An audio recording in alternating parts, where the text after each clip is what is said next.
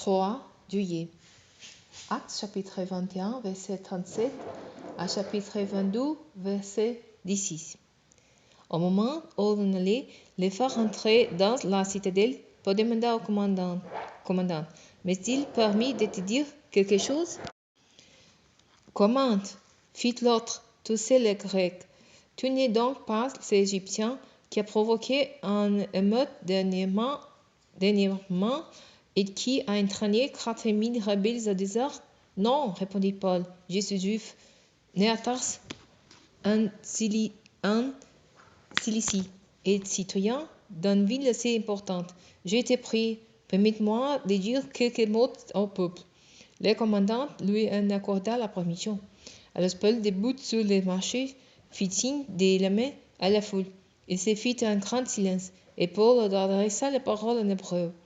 Mes frères et mes pères, dit-il, écoutez, je vous prie, ce que j'ai à vous dire pour ma défense.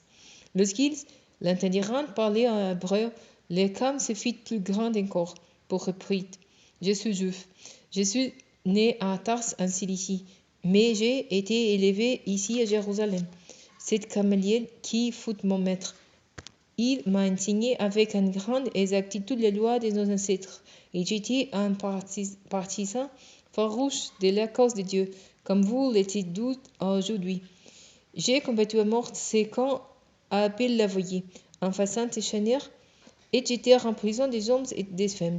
Les grands prêtres et tous les conseils des responsables du peuple peuvent témoigner que j'ai dit vrai. Car c'est douce précisément que j'avais reçu des lettres, des recommandations pour nos frères.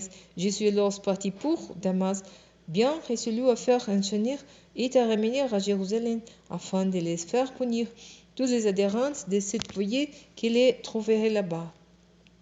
Comme j'étais en chemin et que j'approchais des diamants, tout à coup, vers midi, une vive lumière a réplendi du ciel et m'a enveloppé.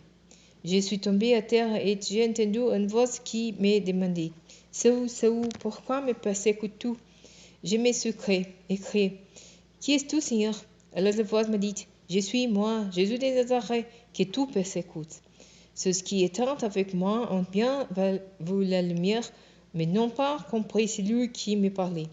J'ai demandé « Que dois-je donc faire, Seigneur ?»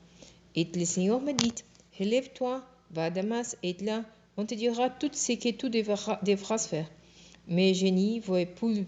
L'éclat de cette lumière m'avait aveuglé.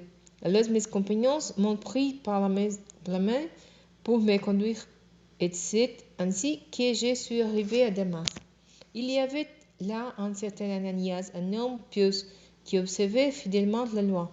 Il était estimé de tous les juifs de la ville.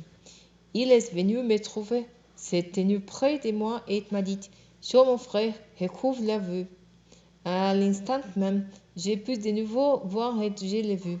Alors il m'a dit « Le Dieu de nos ancêtres t'a choisi d'avance pour te faire connaître sa volonté, pour que tu voyies des justes et que tu entendes sa voix, que tu seras ton témoin devant tous les hommes pour les annoncer tout ce que tu as vu et entendu.